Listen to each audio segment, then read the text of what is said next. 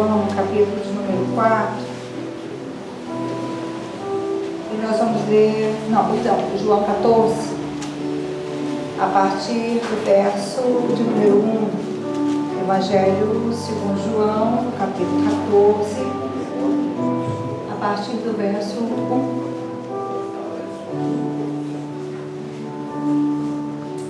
Amém? Diz assim: não se perturbe o coração de vocês, creiam em Deus, creiam também em mim. Na casa de meu pai há muitos aposentos. Se não fosse assim, eu não lhes teria dito, vou preparar-lhes lugar. E se eu não for lhes preparar lugar, voltarei e os levarei para mim, para que vocês estejam onde eu estiver. Vocês conhecem o caminho para onde eu vou. Somente até aí, e você pode se assentar.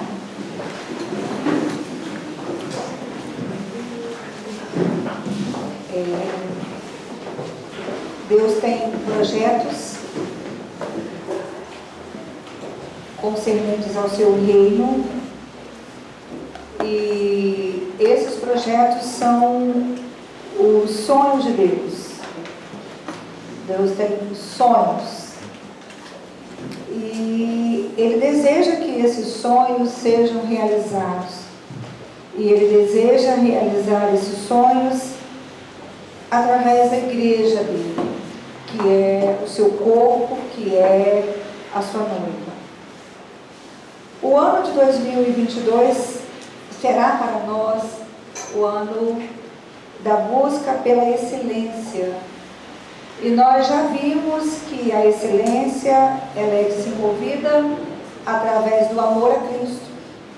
E nós já vimos também que o amor a Cristo ele pode ser aumentado. Hoje nós vamos falar da excelência da intimidade que Deus deseja que tenhamos com Ele.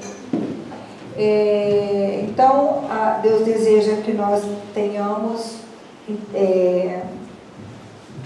comunhão com Ele, intimidade com Ele. E Ele deseja que esta comunhão não seja uma comunhão qualquer. Ele não quer qualquer comunhão. Ele não quer qualquer tipo de contato comigo e com você. Ele quer ter intimidade.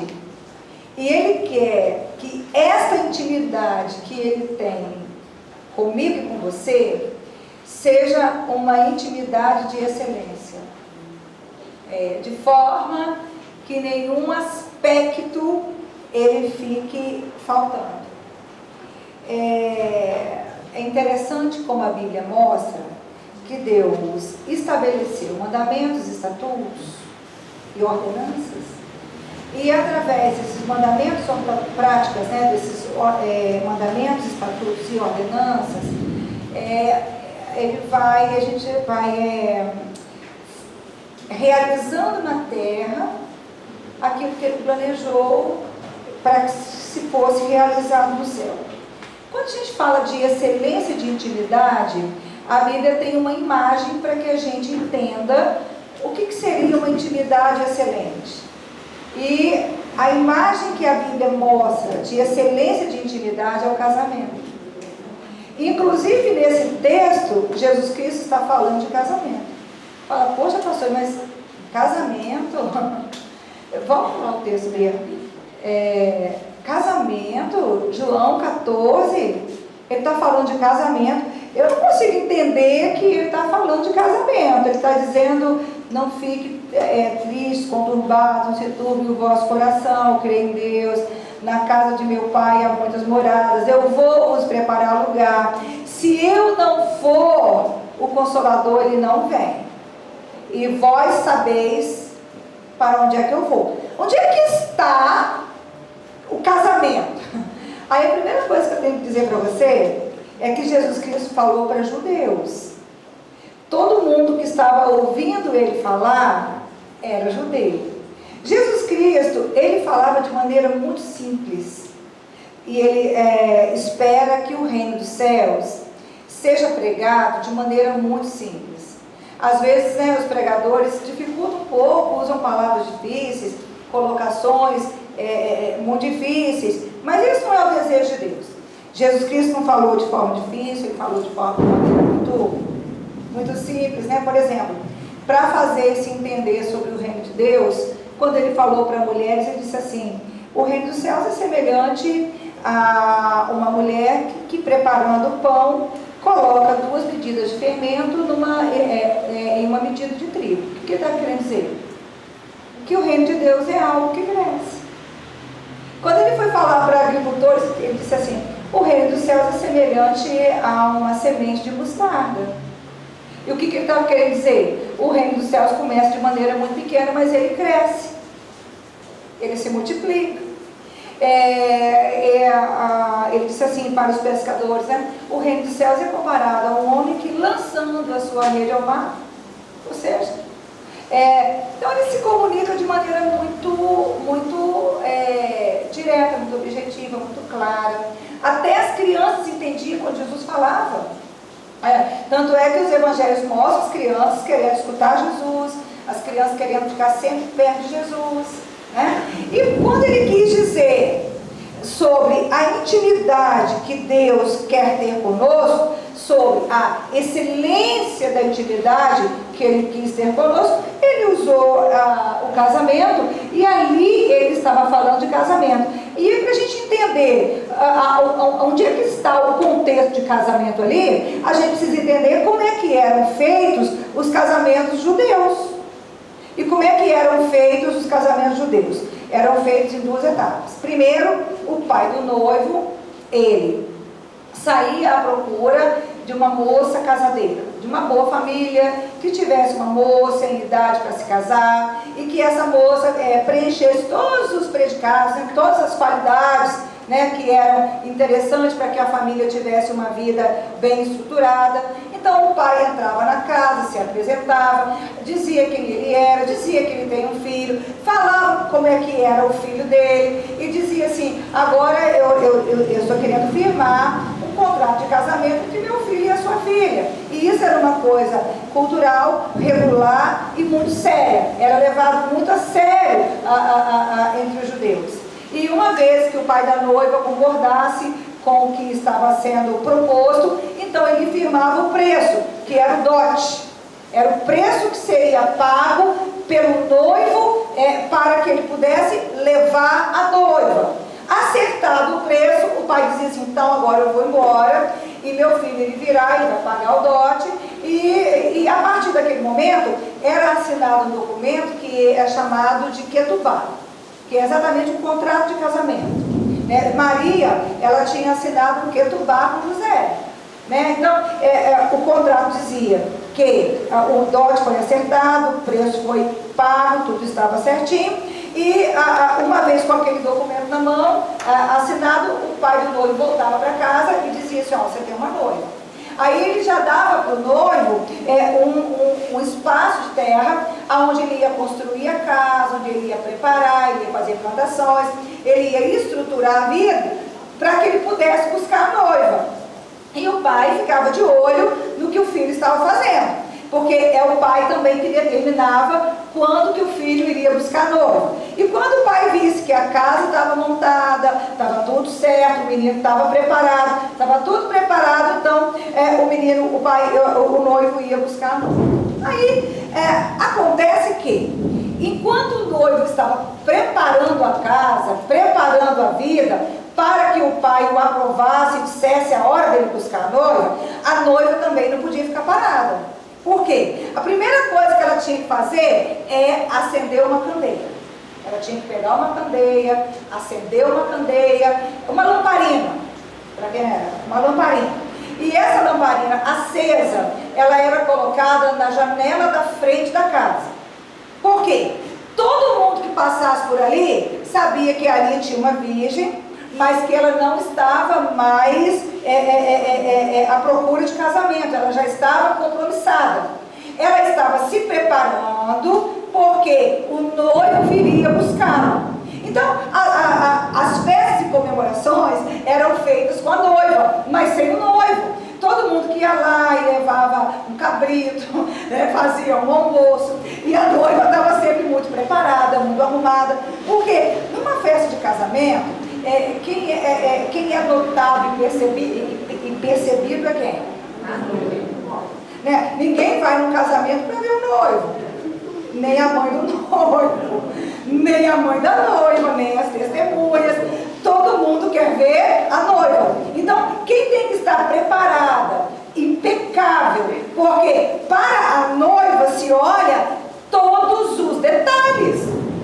Todos os olhos, eles se voltam para a noiva, né? Então, o que faz uma noiva enquanto se prepara para o casamento? Dieta, academia, limpeza de pele, faz as unhas, prepara o cabelo, prepara o vestido. Então, você imagina aquela noiva, coitada, ela tinha que estar sempre pronta, sempre preparada, porque sempre que passava alguém em frente à casa e via a lamparina acesa, ele falava assim: nós viemos aqui para ver a noiva, porque nós sabemos que de uma hora para outra essa noiva vai ser tirada, ela vai ser levada. De uma hora para outra, quando ninguém estiver esperando, o noivo vai chegar, ele vai gritar, ele vai se pronunciar, ela vai sair, ela vai se encontrar com ele, ela vai embora e ela não vai mais ficar aqui. Então a noiva tinha que estar sempre ataviada, sempre pronta, sempre preparada. Ela não podia deixar nada fora do lugar. Eu fico pensando, né, coitada daquela noiva, dormir de pijama. Aí chega alguém lá com o carneiro para comemorar. E vem a noiva de pituca. Não tem como, né? Ela tinha que estar 100% preparada. Quando o pai do noivo percebia que estava tudo pronto, ele dizia assim: meu filho, então você vai lá buscar a sua noiva, já está tudo preparado, né? As famílias mais afastadas daria para ele o quê? Uma trombeta, algum instrumento que anunciasse que ele estava chegando, né? Mas assim, as melhores Ferraris eram jumentos, né? Então o noivo entrava na sua Ferrari de 4 patas, com o seu instrumento de anunciação na mão, e se colocava em frente à casa da noiva. Então ele tocava aquele instrumento e, né, fazia aquele pronunciamento, e imediatamente a noiva, fala comigo, igreja, que já estava pronta. Ela saía ao encontro do noivo, né? Mal dava tchau pai, tchau mãe, e existe uma coisa que é importante gravar. Quando o noivo ia buscar a noiva, ele não entrava na casa da noiva. De maneira nenhuma ele entrava na casa da noiva. Por quê? Porque ele já tinha entrado. Tudo já tinha sido feito, tudo já tinha sido acordado, inclusive que ele só tocaria a trombeta e a noiva iria ao encontro dele, e então ele levava para a casa do pai. Então o pai colocava a mão direita sobre as mãos do noivo e da noiva, abençoando aquela união, e então eles iam para a festa de casamento. Então o casamento, ele representa biblicamente um nível mais profundo de intimidade.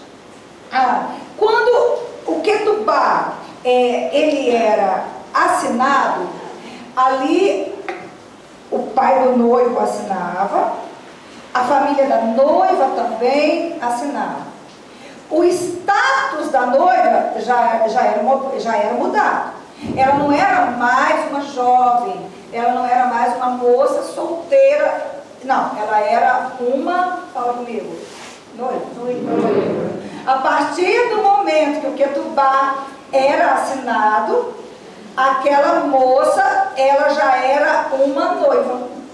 Então, tudo que ela tinha que fazer é se preparar.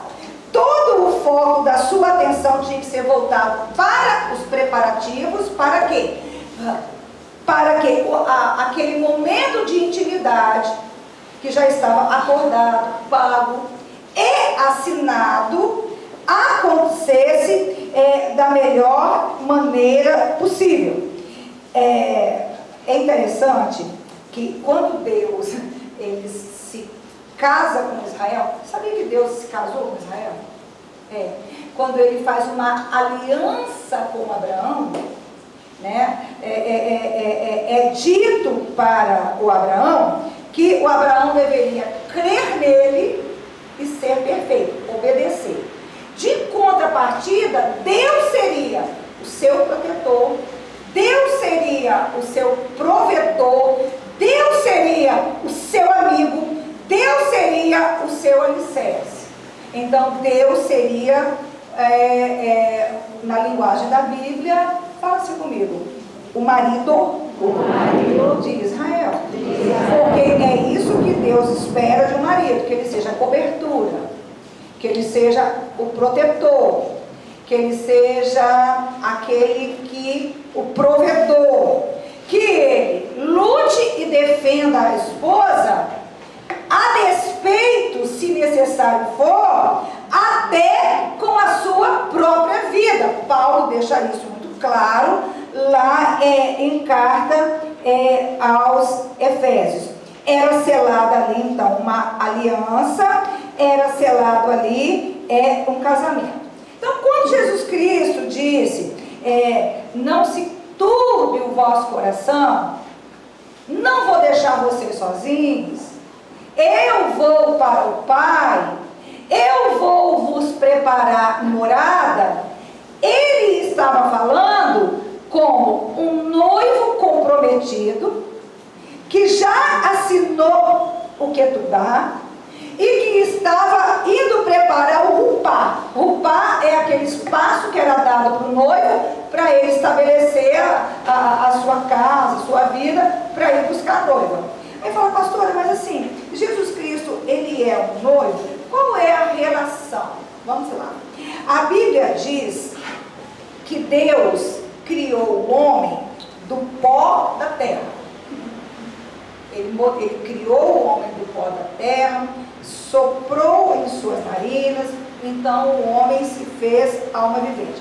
No Salmo 115, no verso de número 16, o salmista fala de maneira clara que a terra ela foi dada aos homens. Ó, os mais altos céus pertencem ao Senhor. Quantos céus existem? Não sei, mas eu sei que é mais de um.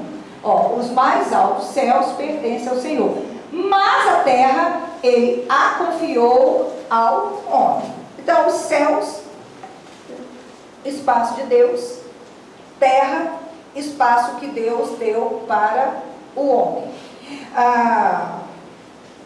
Quando Adão e Eva pecam, Deus Pai, naquele acerto de contas, naquele confronto, quando ele determina as sentenças, ele diz assim para Eva, porque do seu ventre vai nascer um que vai esmagar a cabeça da serpente, ela lhe ferirá o calcanhar. Jesus Cristo, ele não é de essência humana. Jesus Cristo é Deus. Eu gosto de uma linguagem da teologia para descrever Jesus Cristo que diz assim: Jesus Cristo é Deus de Deus. É Deus que foi gerado de Deus, se ele é Deus. A Bíblia diz que ele esteve com Deus desde o início. A Bíblia diz que por ele todas as coisas foram criadas, e a Bíblia diz que sem ele nada do que se foi feito se faria. Então, para pagar o preço pelo pecado humano, ele teria que ser humano. Então Deus coloca o seu verbo, a sua palavra viva, no ventre de uma mulher chamada Maria. A Bíblia diz que ele se esvaziou de si, está lá em Carta aos Hebreus, ele se esvaziou de si, ele se submeteu à forma humana. E quando Jesus Cristo nasce na terra, ele entra na casa da noiva. Porque a noiva que ele escolheu não é uma noiva do céu, é uma noiva da terra. Quando ele pisa na terra, quando ele nasce de Maria, ele entra na casa da noiva. Quando Jesus Cristo nasce, ele sabia o que ele tinha vindo fazer.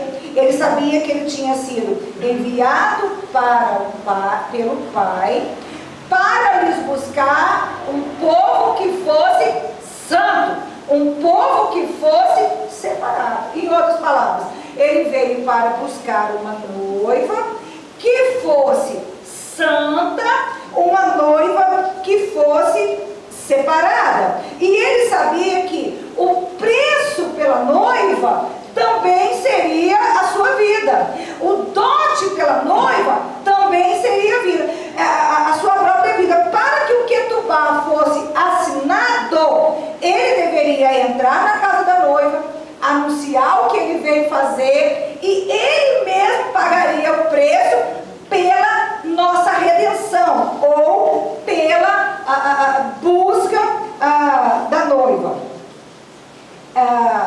A Bíblia diz que antes de ir para a cruz, ele, agonizando no jardim de Getsemane, 3 vezes ele disse assim: Pai, se possível for, afasta de mim esse cálice. E aí a gente pergunta, o que Jesus não queria? Jesus estava, o que estava atemorizando Jesus? Era a cruz? Era a crucificação? Não. Por quê? Porque quando o diabo, através de Pedro, sugere para ele que ele não deva morrer na cruz, quando Pedro diz, não, de maneira nenhuma, ele repreende o diabo em Pedro e diz assim, afasta de mim, Satanás. É o que ele diz. Indo para Jerusalém, ele diz para os seus discípulos, convém que o Filho do Homem padeça, falando da sua morte, falando da sua ressurreição. Então, na cabeça de Jesus Cristo estava tudo muito certo, estava tudo muito claro, que ele viria para morrer na cruz. Pastora, seria a dor moral? Porque ele foi morto como o pior dos malfeitores. Quando você vê a imagem, qualquer imagem que remete à crucificação, até no crucifixo, Jesus Cristo está lá com os braços abertos, e ele está usando tipo uma tanga, não é isso? Aquilo foi colocado de efeito, porque de verdade ele estava morto. Fazia parte do castigo, da pena, o crucificado carregar a sua cruz nu, fazer as suas necessidades pelo caminho, completamente exposto aos olhos de todo mundo. E ele sabia disso.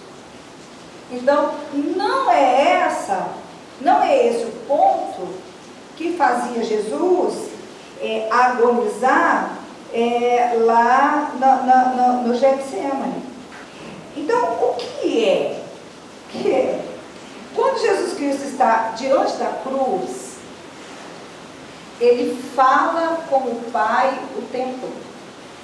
A primeira coisa que ele fala com o Pai diante da cruz é: Pai, perdoa-os, porque eles não sabem o que fazem.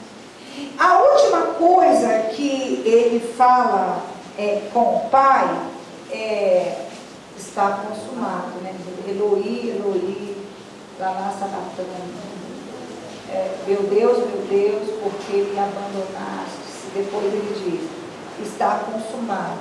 Rende a sua alma à morte e expira, né? Expira, morre. Então, espera aí. Se a gente vai lá para o livro de Gênesis, no capítulo 1, e diz assim, que criou Deus os céus e a terra. Aí a Bíblia diz assim, e fez separação de porção seca e porção molhada, fez separação entre trevas e luz. Fala assim comigo, o próprio Deus, fez separação entre trevas e luz. Eu queria que você guardasse isso. O apóstolo Paulo, depois, ele diz assim, lá em carta aos Coríntios: que comunhão há entre trevas e luz? Que comunhão há? Que ligação há entre trevas e luz? Quando Jesus Cristo é crucificado, aquela penalidade imputada sobre ele não dizia a respeito dele, dizia a respeito de mim e de você. O profeta Isaías profetizou assim: o castigo que nos traz a paz estava sobre ele, e por suas feridas nós fomos sarados. Quando Jesus Cristo é crucificado, ali ele, diante do Pai, se tornou um assassino, ele se tornou um pedófilo, ele se tornou um mentiroso, ele se tornou um ladrão, ele se tornou um torturador, as coisas mais perversas que você possa entender de crime foi colocada em cima dele. Então ele se tornou uma bolha de trevas. Toda a comunhão que ele tinha com o Pai foi cessada. Toda a comunhão que ele tinha com o Pai foi interrompida. Houve separação total e restrita e absoluta entre Jesus e seu Pai. Quando você lê os evangelhos, você vai ver que Jesus fala com o Pai o tempo todo. Ele mesmo disse assim: eu não vim em meu nome, lá no Evangelho de João. Ele disse assim: eu não falo de mim, eu vim em nome do Pai e eu vim falar pelo Pai. Jesus Cristo, muitas vezes ele se retirava para o deserto, ele se retirava para os montes para falar com o Pai. Ele disse assim: enquanto é dia, meu Pai trabalha. Enquanto meu Pai trabalha, eu trabalho também. Em outras palavras, nada faço sem meu Pai. Ele diz assim: eu e o Pai somos um.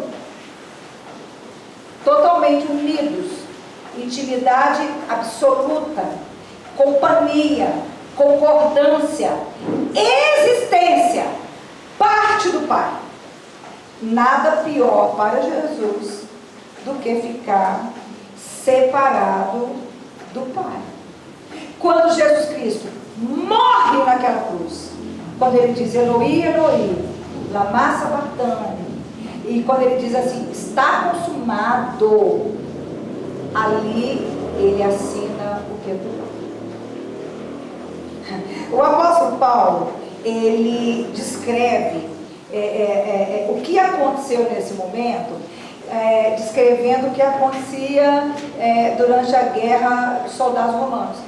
Quando os soldados romanos venciam uma guerra, eles pegavam os soldados vencidos, deixavam completamente nus, acorrentavam pés e as mãos e faziam-os desfilar pela cidade para mostrar de maneira muito clara quem tinha ganhado, quem tinha perdido, quem dominava, quem era dominado.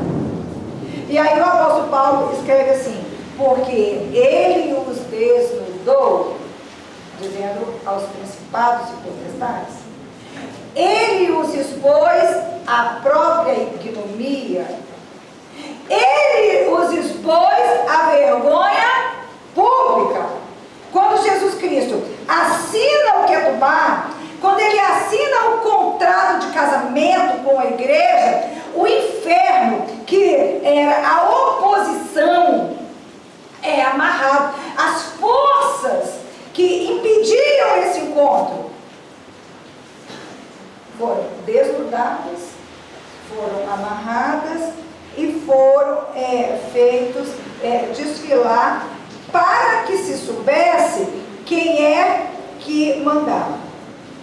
E a gente precisa entender também que quando Jesus morre na cruz, quando ele assina a Ketubá, a mensagem da salvação, o compromisso entre Deus e o povo, ele é anunciado como já acordado, realizado e pago.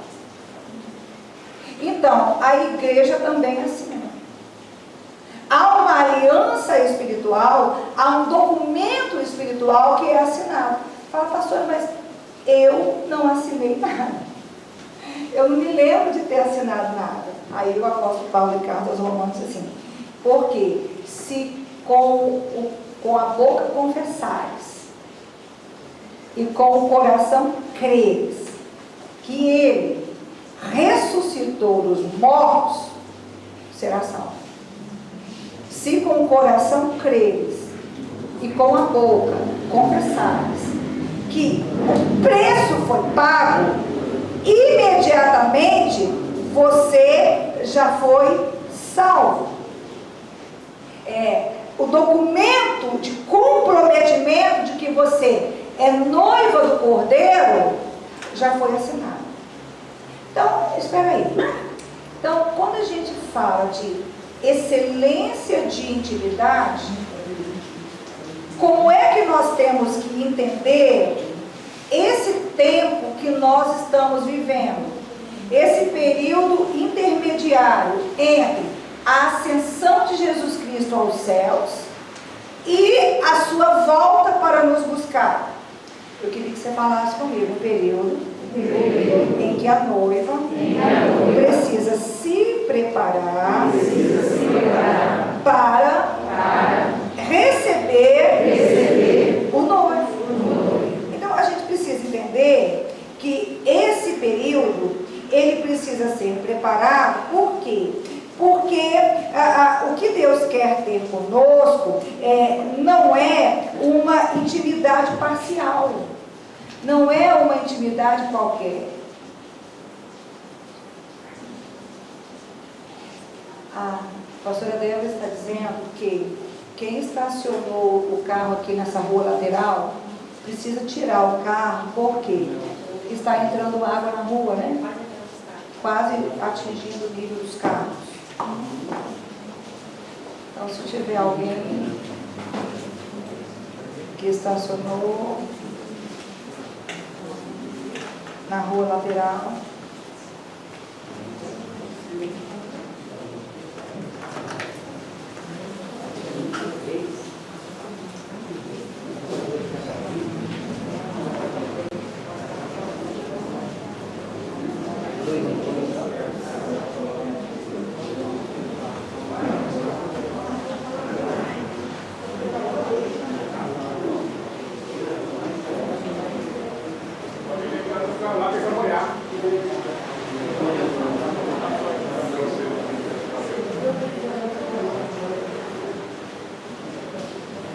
quando eles se preparam, eu queria que vocês pensassem: não, espera aí, então qual é o meu status? O que deveria ocupar a minha mente? A gente pergunta assim: o que tem ocupado a sua mente? O que tem te feito querer desistir? Você tem vontade de desistir às vezes? Mas, pastora, é que é tão difícil. É tudo assim, então... Tem gente que... Já ouvi pessoas dizer assim para mim: pastora, é que, assim, parece que a palavra de Deus, ela é assim, abstrata. E assim, no meu dia a dia, a minha vida é no concreto ali, os problemas são reais. Né? Quando eu vou para a minha fé, abstrata. E aí, E aí fica assim, aquela busca por unções, super unções.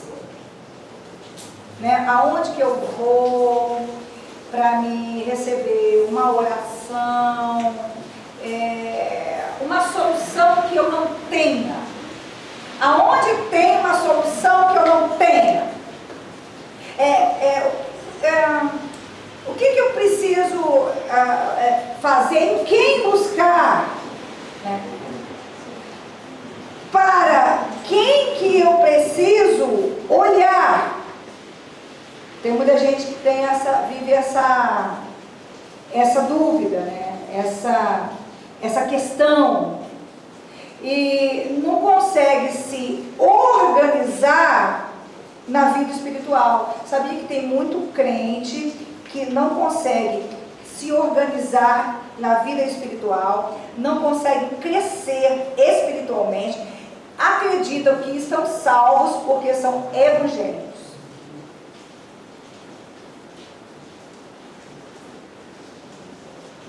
Por quê? Porque não conseguem desenvolver a sua própria identidade. Tem um entendimento cognitivo, às vezes tem surtos, que tem algumas reuniões que durante a adoração, louvor, você vê, não estou criticando uma intercessão do Espírito Santo, creio em todas elas, mas assim, existem pessoas que na hora da adoração surtam, choram, babam. Pastora, por que a senhora está dizendo que surta? Porque chora? Porque roda e bate o pé? Não. Por quê? Porque quando você olha para a vida da pessoa, você não vê nenhum preparo dela, nenhum cuidado dela para fazer crescer e melhorar a sua intimidade com o Senhor. Você não vê. Você não vê, de jeito nenhum. Aí como é que pode? Na escola, no trabalho, em casa, a pessoa, ela não mostra na sua vivência que ela tem um compromisso. Ela não mostra que ela está se preparando. Ela não mostra uma beleza que é preparada para alguém. Tem gente que fala assim, pastora, sabe por quê? Porque essas coisas espirituais, fazer o bem sem olhar a quem? Gente, fazer o bem e não falar que eu fiz, ninguém sabe, não, ser um benfeitor anônimo. Tem desgaste, fazer sem querer nada em troca. Tem gente que tem sempre uma carta na manga, né? Tudo que ele faz, ele fala assim, estou fazendo, mas Mas o que? Fazer essas coisas, você faz na solidão. Não.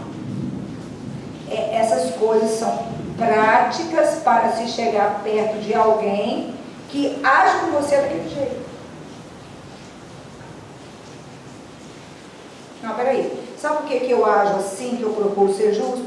Que eu procuro mudar a minha maneira de falar, mudar a minha maneira de ser, mudar a minha maneira de me vestir, mudar as minhas expectativas. Por quê? Porque eu faço parte da noiva. Eu estou esperando o momento. Um preço já foi pago, o acordo já foi firmado. Eu pertenço a Ele. Ele vai vir me buscar. De tudo que eu vivo, o que mais tem significado para mim é o encontro com Ele. As pessoas, elas não se preparam para se encontrarem com o Senhor Jesus. Elas vivem fitas dentro delas mesmas, em si mesmadas. Tudo que fazem é para elas, porque tudo que elas esperam tem a ver com o projeto delas. Elas não conseguem se encaixar dentro do projeto de salvação de Deus.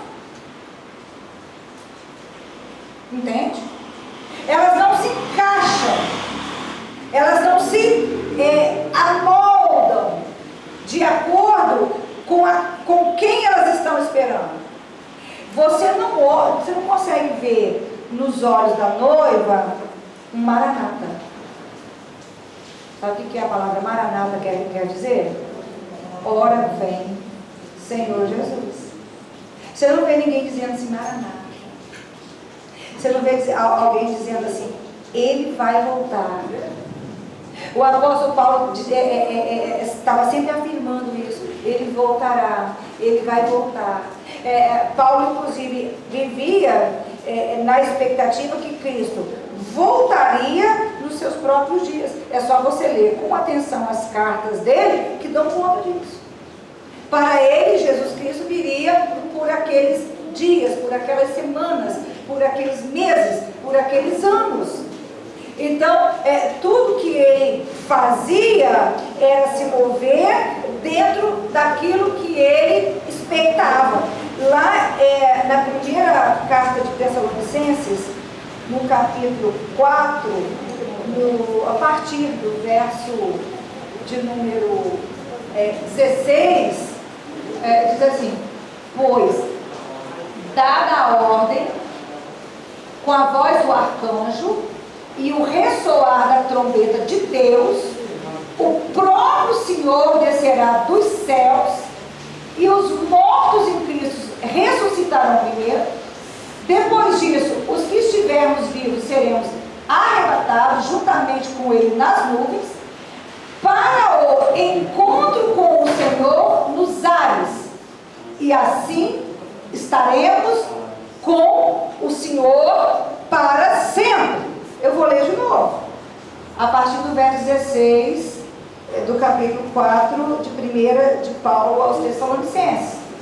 Pois, dada a ordem, com a voz do arcanjo e o ressoar da trombeta de Deus, o próprio Senhor descerá do céu, e os mortos em Cristo ressuscitarão primeiro. Depois disso, os que estivermos vivos seremos arrebatados juntamente com ele nas nuvens, para o encontro com o Senhor nos ares, e assim estaremos com o Senhor para sempre. Não, espera aí. O que deveria orientar, organizar as minhas e as suas vivências dia após dia? Vai ser dada a ordem. O arcanjo vai falar, a trombeta vai tocar, Cristo vai descer, e eu não terei tempo de me preparar. Você consegue entender isso? Dada a voz do arcanjo, ao soar da trombeta, Cristo descerá nas nuvens. Nós não teremos tempo de nos arrumar.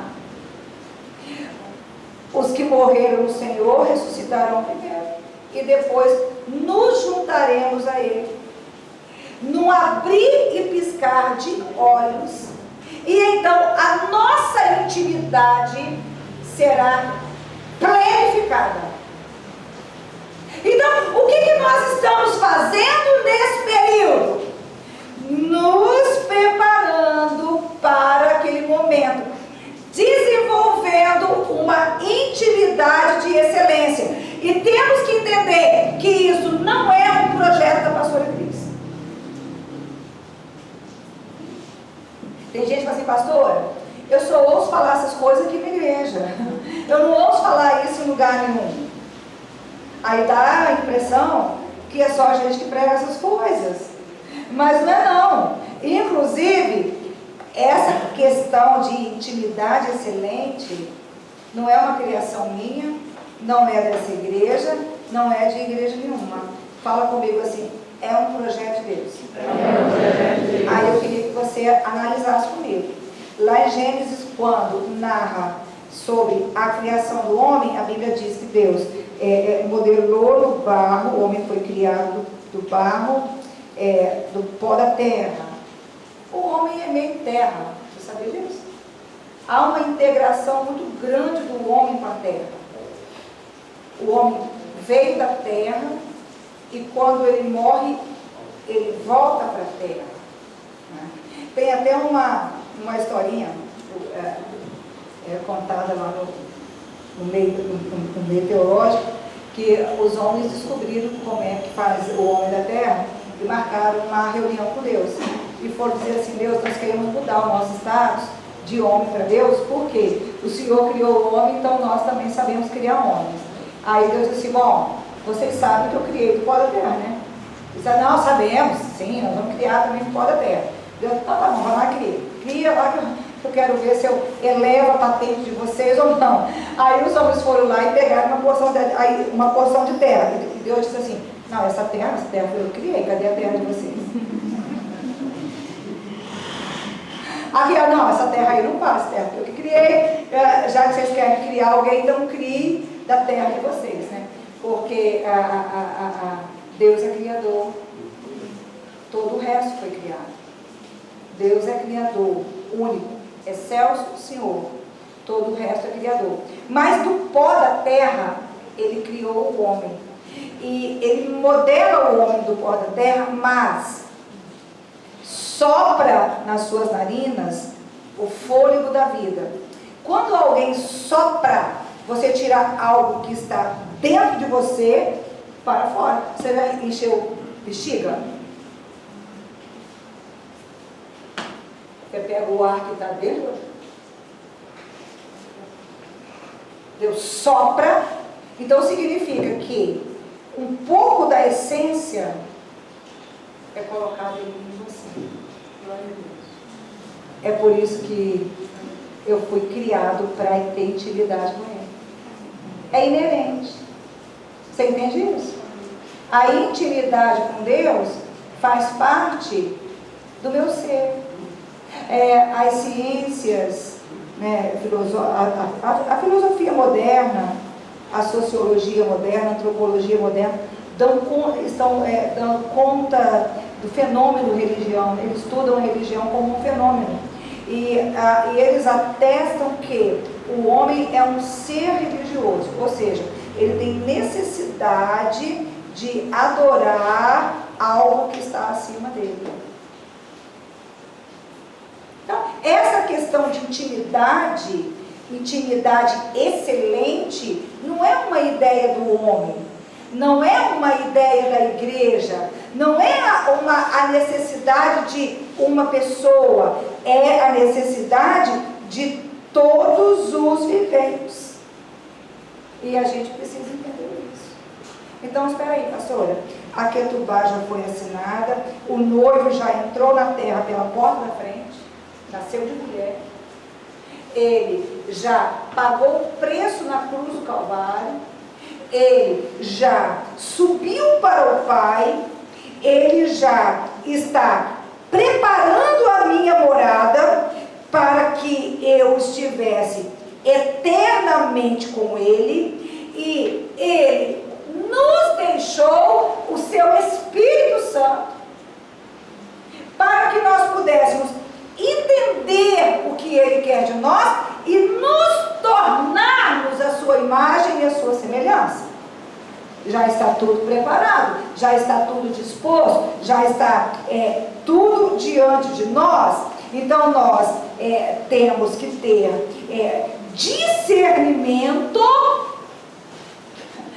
para saber o que vem de Deus, o que é de Deus e o que não é. Você sabe que o apóstolo Paulo, lá em Carta aos Coríntios, ele diz de maneira muito clara que tem muitas pessoas na igreja que não discernem o corpo de Cristo.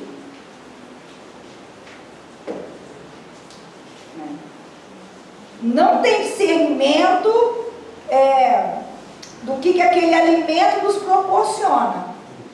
E o apóstolo Paulo diz que por causa disso tem gente que dorme, tem gente que já morreu, e diz o seguinte, que estão comendo o juízo de Deus. Por quê? Porque não estão discernindo. Pastor, mas eu sou crente, eu estou ligado à minha igreja, eu estou em comunhão, eu tenho cargo na igreja, eu tenho funções, eu trabalho na igreja. Tá bom. Quem disse que ele veio buscar crentes? Católicos? Evangélicos? Protestantes? Ele veio buscar discípulos.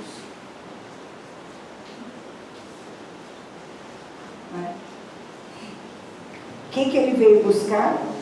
Discípulos. Você sabe qual é? Pastor, como é que eu vou saber se eu sou um discípulo? Tem uma regrinha fácil. A máxima... Aliás, eu vou ensinar para você. Deixa os irmãos entrar. Esse momento aí de guarda-chuva. Seca com manto. Mas a chuva é boa, né, gente? A gente tem que aprender que tempo chuvoso é tempo bom. Nós precisamos de chuva.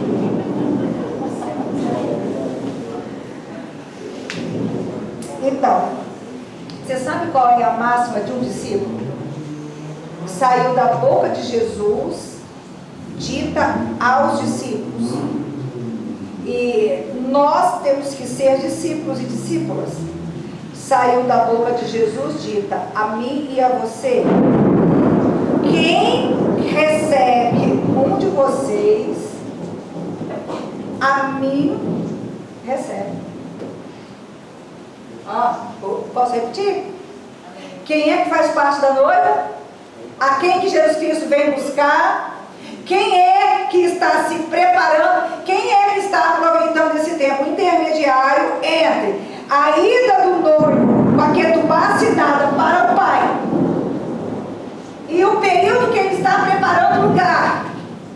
E quando ele está preparando o nosso lugar, fala comigo, nós temos que preparar a nós mesmos para termos uma intimidade de excelência com Ele.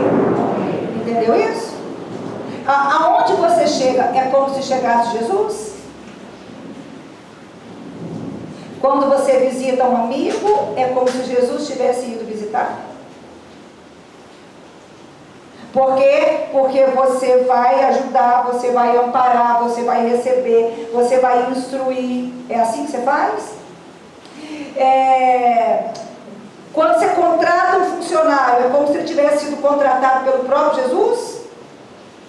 Quando a empresa contrata você, é como se ela tivesse contratado o próprio Jesus?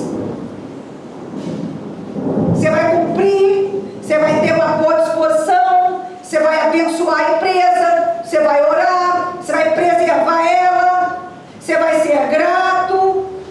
É assim com você?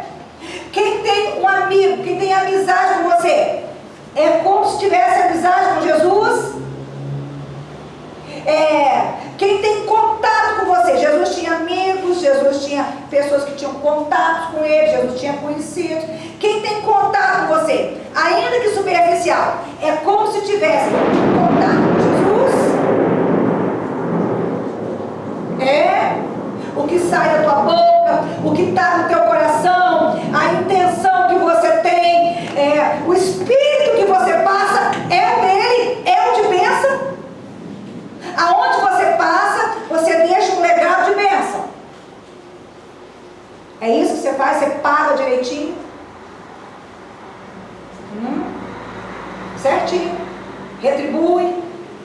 Os compromissos que você faz. Tá tratando comigo? Tá tratando com Jesus. É assim? Não. Mas é crente.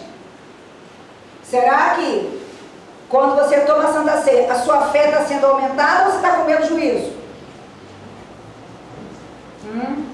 A gente precisa saber. A palavra diz que não terei por inocente. Quando a Bíblia fala a respeito da palavra no Velho Testamento, diz assim: eu não terei por inocente quem usar o nome do Senhor em vão. É assim ou não é? Está escrito. Não terei por inocente quem usar o nome do Senhor em vão. Amém? E quem usar o sangue de Jesus e o nome de Jesus? Pastora, a senhora está colocando medo na gente? A senhora está aterrorizando a gente? Não, de jeito nenhum. Estou dizendo para você que há uma palavra e ela precisa ser pregada e ela precisa ser entendida. Por quê? Quando Jesus Cristo voltar, ele não vai pisar mais na terra. O noivo não entra mais na casa do noivo. Ele já entrou. Amém. Glória a Deus. Ele não entra mais. O Ketubá, ele foi assinado. É um documento. Ele foi assinado por Jesus. E ele foi assinado por mim. E ele foi assinado por você. Ele está preparando o meu lugar e o seu. E nós, usando a analogia da noiva, que tipo de noiva que a igreja de hoje é? Uma noiva balofa, toda espencada, banguela, dente cariado. Imagina uma noiva linda, com os dentes da frente cariados, o sorriso. Que tipo de noiva que eu e você somos? O cabelo. Né? Uma noiva de cabelo desgrenhado. Que tipo de noiva? Como é que eu estou trabalhando a excelência da intimidade? Ah, pastora, mas é assim, eu estou muito só.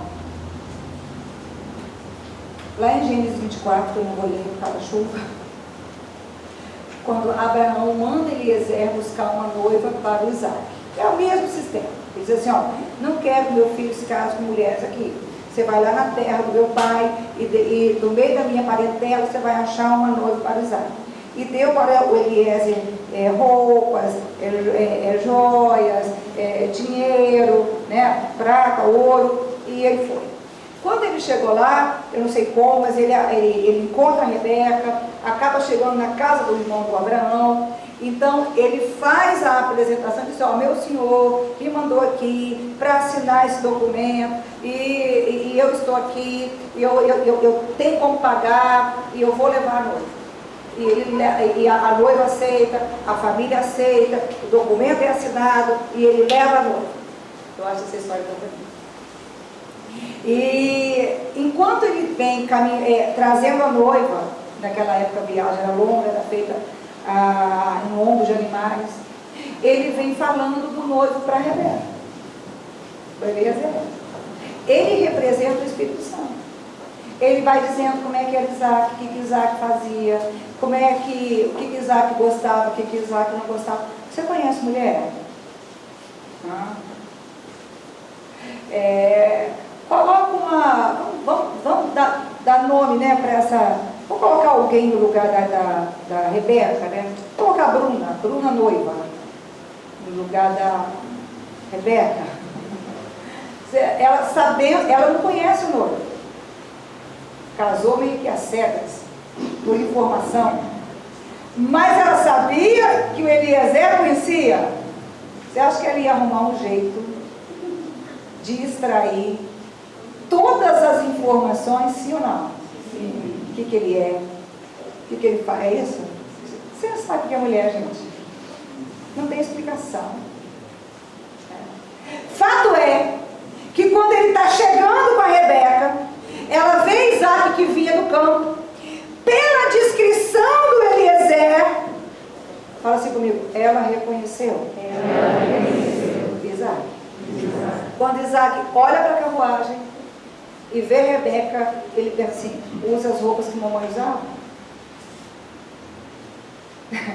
Os acessórios que mamãe usava. Da mesma cultura. Está com Eliezer.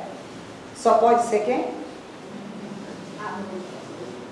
Isso precisa acontecer com a gente. Esse tempo que nós estamos vivendo é para preparar a excelência da nossa intimidade com Ele. Excelência. Ele nos comprou, Ele pagou o preço por nós, Ele está preparando o lugar para nós, Ele nos deixou a sua palavra, Ele nos deixou o seu Espírito para que nós pudéssemos nos preparar para receber. Que o Senhor possa falar com mais propriedade em cada coração. Se coloque de pé. Põe sua mão direita sobre o seu coração. Se apresenta a Deus como noiva agora. Fala, Senhor, não me passou pela mente que eu faço parte. Ele está esperando, presta atenção, Ele está esperando para se encontrar comigo e com você. E depois Ele vai entrar para as bodas. Apocalipse dá conta das bodas do Cordeiro. Só para você entender, Ele quer nos exibir para todo o céu. Você entende isso? Ele quer mostrar a minha beleza e a sua beleza. Ele quer que todos vejam como nós somos lindos. Limpos. Limpos. Eu não vou ler os textos de Apocalipse cada hora. Mas Ele quer que todos vejam como as nossas vestes são brancas, resplandecentes. Entra diante dele agora e fala assim: Senhor, eu assinei. Fala com Ele.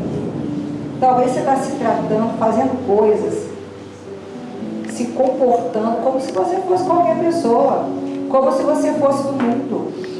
Aqui, você já assinou um documento. Você já creu no seu coração. Você já confessou com a sua boca. Neste momento Ele te selou com o Espírito. Então a palavra, ela vai ser ministrada como forma de discernimento. Eu queria que você se apropriasse disso. Fala: Senhor, eu assinei. Fala diante dele: eu assinei aqui do bar. Eu tenho um contrato de casamento. Eu tenho uma aliança de pertença que foi assinada. Se vocês soubessem como isso tem força lá no mundo espiritual. Fala: Senhor, eu tenho um Deus que me cobre. Eu tenho um Deus que me levanta. Eu tenho um Deus que me sustenta. Eu tenho um Deus que briga as minhas brigas. Fala com Ele. Eu estou aqui para dizer que neste ano de 2022, a excelência da minha intimidade, você vai buscá-lo de madrugada. Você vai buscá-lo com jejum. Você vai buscá-lo com orações. Você vai se retirar só para estar com Ele. Você vai vencer a solidão. Está entendendo isso? Você vai olhar para dentro de você e você vai se ver seguro. Entenda isso. Eu vou me ver seguro. Jesus Cristo estava falando de maneira clara. Todo mundo estava entendendo. Eu e você podemos entender. Eu não me pertenço mais. Pastora, e os traumas que eu passei? Os sofrimentos, as rejeições, as pessoas que me olham com desprezo. Tem mulher que é desprezada pelo próprio marido. Dada a natureza da mulher, não é isso que eu quero pregar aqui agora, o nível de sofrimento, de dor.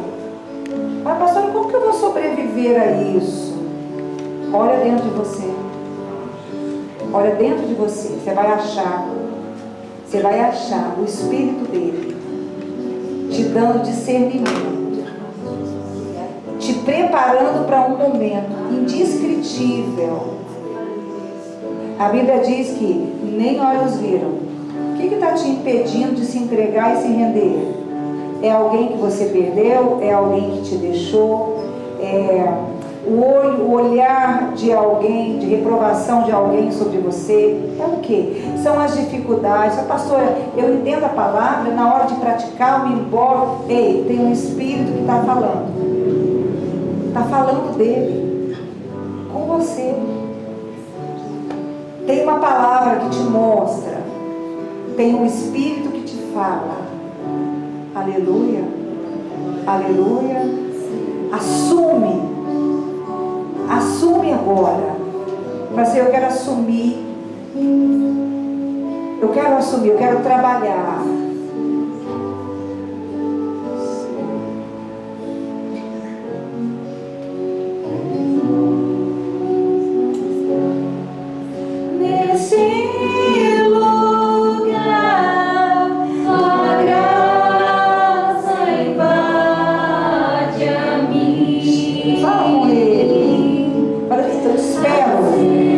Acende a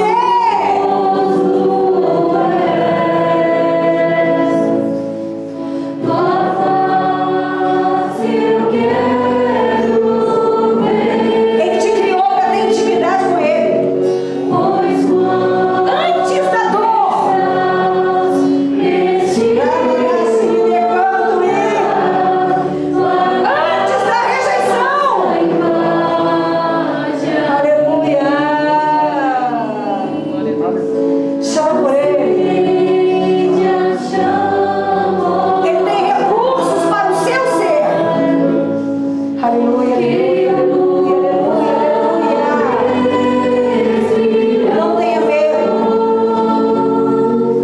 Ele tem ousadia.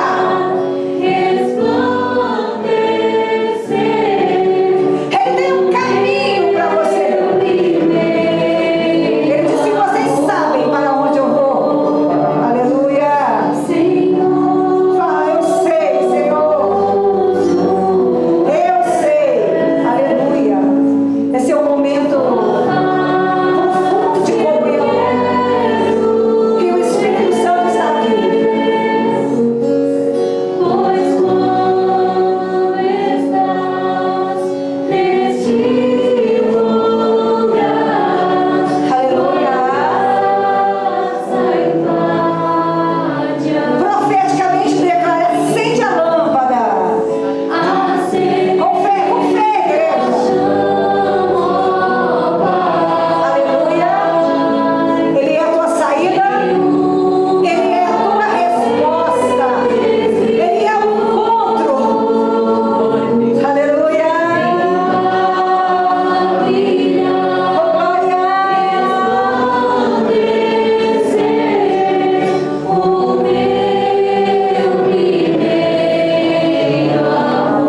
Levanta sua mão direita para o alto agora.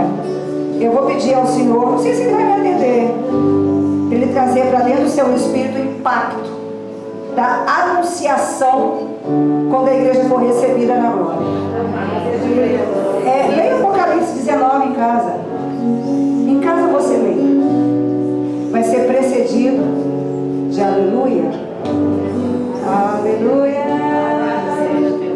Aleluia. Aleluia. Aleluia. É muito forte. É muito forte. Manda embora complexos. Para nós te decando. E manda embora agora os complexos. Deus Pai Todo-Poderoso, Criador do céu e da terra, Deus que em Jesus Cristo nos elegeu para vivermos coisas grandes. Nos criastes, aleluia, para a intimidade. Aleluia. Nos criastes para a intimidade. Manda esse vazio embora, porque o Espírito está entrando. Aleluia. O Espírito Santo te preenche. O Espírito Santo te preenche. O sangue de Jesus Cristo te perdoa. O sangue de Jesus Cristo te limpa. O sangue de Jesus Cristo te purifica. O nome de Jesus Cristo te cobre. Aleluia. Aleluia. O nome de Jesus Cristo cobre essa igreja. O nome de Jesus Cristo. Aleluia. Protege, guarda, livra.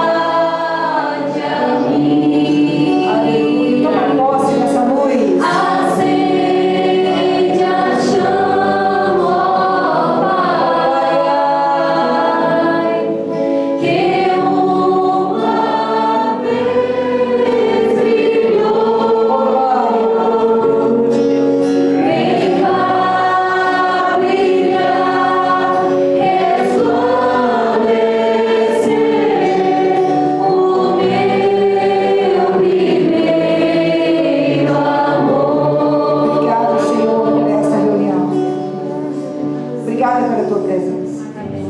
Muito obrigada pela sua palavra. Obrigada pelos teus livramentos. Obrigada pelas suas curas. Ponha alguém nas mãos de Deus agora. Vou encerrar a reunião. Coloque alguém nas mãos de Deus. Ele tem um livro. E nesse livro está escrito toda a nossa existência. Pastor, então ele escreveu o que eu vou fazer de ruim? Não. Ele sabia.